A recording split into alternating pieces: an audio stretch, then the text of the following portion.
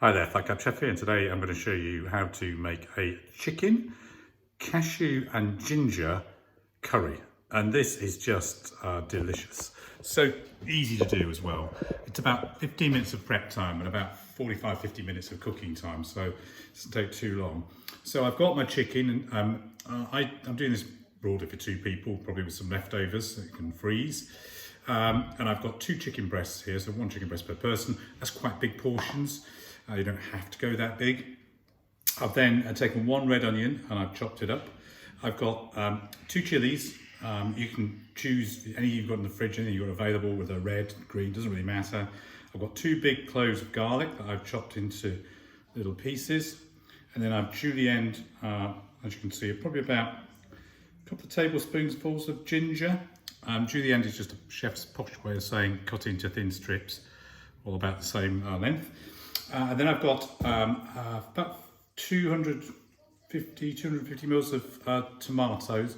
You can use a tin, it's half a tin, a typical 400 tin. I didn't have any, so I've just made my own, which is just chopped up some tomatoes in half, about 200 grams worth, just covered them with water strips, just covered them, then simmered them for about 20 minutes, and you've got your own, but beautifully fresh tinned tomatoes. Then I've got some cashew nuts here. These are roasted cashew nuts, and I've basically just pounded them into a grind like this using a pestle and mortar. If you don't have a pestle and mortar, then it's easy. Just find a plastic bag, anything heavy, rolling pin, pan, whatever it may be, and just crunch them up. I like to leave a bit of texture. You can grind it right down to a powder. Not going to here. So there's the go, that's my remaining cashews. Lovely. I've then got some curry powder. I've got a medium. If you like it hot, then by all means use hot. Some fish sauce, a little pot of natural yogurt, and some coriander for garnish. And over by the stove, which we're going to now, we've got some butter in a pan. I'm going to put a little bit of oil in there with it. I'm going to fry off the onions for about 5 or 6 minutes with a teaspoon of sugar. So let's pop over there now. Here we are.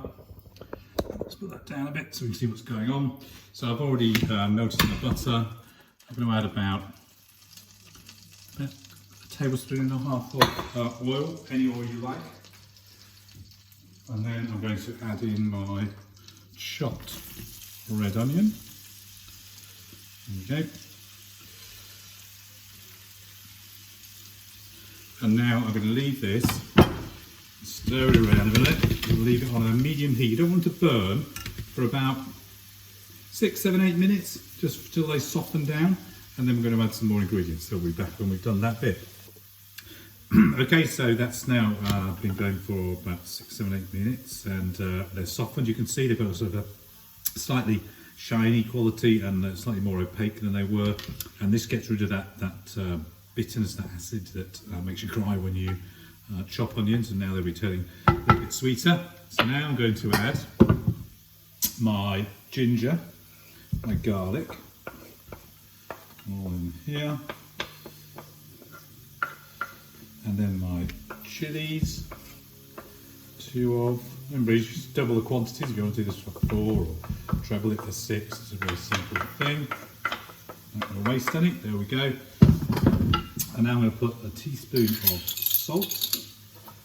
I'm using rock salt, but it doesn't matter. Use any you like. There we go. Stir that around.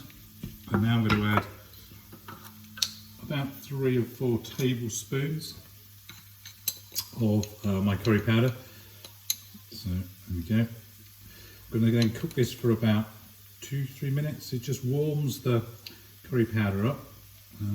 Brings out the flavour, and it also, oops, a bit much for me, and then it also means you can coat your onions and your ginger in the curry powder, so give it a good old stir to mix it all together, still keeping it on medium heat. We don't want things to burn. The garlic will burn really quickly if you do this on too high a heat. So we're keeping it on a kind of middle heat. I've got this on 6.5 on my cooker here.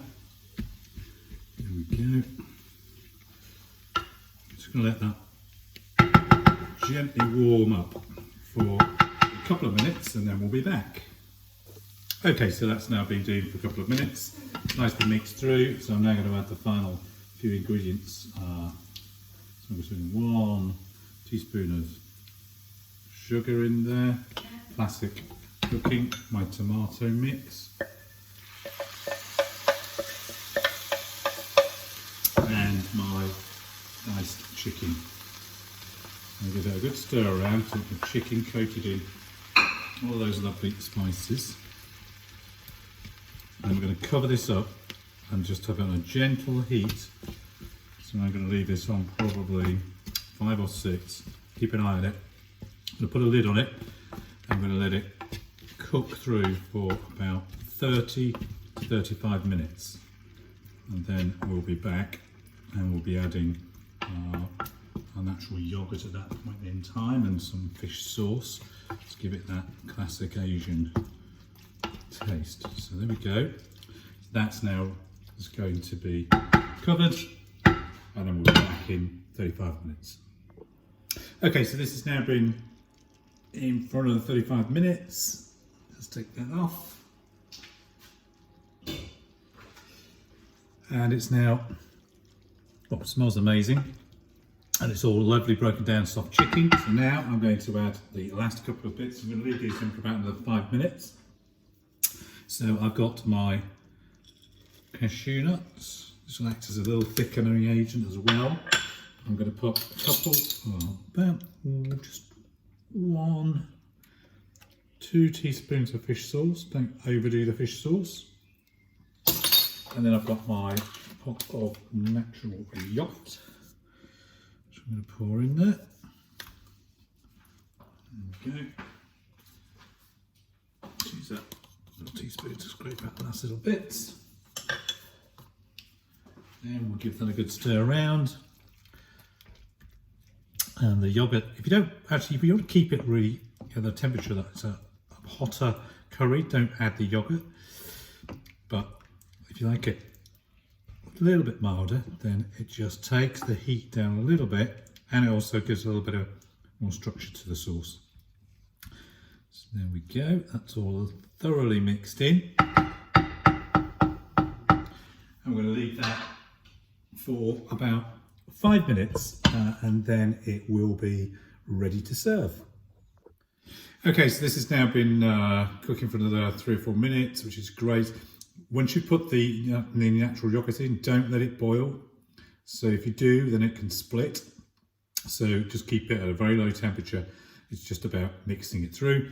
I've just sprinkled some coriander on top for serving, and that's it done. So you have the most delicious ginger and cashew nut chicken curry. So if you want to see more, just subscribe to the channel. It's free and just get notifications every time I post, which is normally 2-3 times a week. Okay, we'll be back soon. Bye-bye.